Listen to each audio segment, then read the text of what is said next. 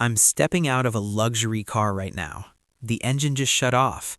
People are staring, some pretending not to. And as I adjust my jacket, I notice something small but unforgettable. My shoes. Clean, expensive, perfect. And suddenly, I'm back there. Back to the day people laughed at my cheap shoes.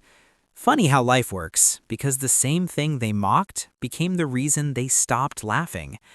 Hi, my name is William.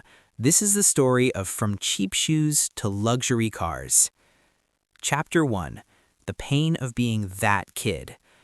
I didn't grow up with much. No brand names, no new gadgets, no backups. Every year, school meant one thing for me: new embarrassment. While others showed off fresh sneakers, I wore the same worn-out pair. The soles were thin, the color faded, and no matter how clean I tried to keep them, people noticed. They always do. Whispers, side-eye looks, quiet laughs. Once, someone said it out loud. "Bro, those shoes look tired." The class laughed. I smiled, not because it was funny, but because I didn't know what else to do. That moment stayed with me. Not the words, the feeling. Like no matter how hard I tried, I didn't belong. Chapter 2. Shame that turns inward. It wasn't just the shoes. They were a reminder. A reminder that my parents were struggling, that money was tight, that asking for anything extra meant guilt. So I stopped asking, stopped wanting, stopped dreaming out loud. I learned to walk faster, sit quieter, blend in. But inside, I was angry. Not at people, at life. Why did effort not matter yet? Why did some start ahead while others had to crawl? Every laugh, every look, every joke about money, it stacked up, quietly, heavily. Chapter 3. The moment everything changed. The turning point came one afternoon. I was standing in a store, staring at shoes I knew I couldn't afford. The salesman barely looked at me. I caught my reflection in the mirror. Cheap shoes, tired face, low expectations. And something inside me snapped, not violently, silently. I told myself, this won't be my story forever. No one heard it. No one needed to. That promise wasn't for them. It was for me. Chapter 4. The Silent Grind. Transformation begins. From that day on, I worked differently. Not loudly, not dramatically. Quietly.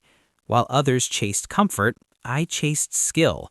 While they spent, I saved. While they slept, I learned. I took jobs nobody wanted, worked hours nobody saw, failed more times than I'll admit. Some nights I questioned everything. Is this even worth it? Will anything change? But then I'd look at my shoes and remember, this wasn't about shoes. It was about never feeling small again. Chapter 5. The First Win. Power Shift. The first real win wasn't big. No luxury, no applause, just stability. Then momentum. Opportunities started opening slowly. Skills turned into income. Income turned into freedom. And one day, I bought my first new pair of shoes. I stood there holding them, not because they were expensive, but because I paid for them myself. No guilt, no shame. That moment, that was power. Chapter 6. From Survival to Success. Years passed, and life started changing fast. Better projects, bigger decisions, higher stakes. Then came the moment I never planned, but always imagined. Walking into a dealership. This time, the salesman didn't ignore me. This time, he smiled. This time, I drove out in a luxury car. As the engine roared, I laughed quietly to myself. Not out of pride, out of disbelief. Because the kid with cheap shoes made it. Chapter 7. The Revenge Without Words. Here's the best part. I didn't go back to show anyone. I didn't post it to prove a point. But life has a way of circling back. People noticed. The same ones who laughed, they looked differently now. More respect, less jokes. Some even said, "Man, you're lucky." I smiled again, but this time it was real. Because luck didn't walk miles in worn-out shoes. Discipline did. Chapter 8. Victory. Deep satisfaction. Here's what success taught me. It's never about the money. It's about choice, the choice to not be defined by your starting point, the choice to turn embarrassment into fuel, the choice to stay humble but unstoppable. I still remember those cheat shoes, not with anger, with gratitude. They taught me hunger. They taught me patience. They taught me resilience. Last chapter for you. So if you're watching this right now, feeling embarrassed about where you are, ashamed of what you don't have, judged for what you wear, drive, or own, listen closely.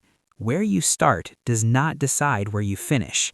One day, you'll look back at the things that hurt you most and realize they were the reason you kept going.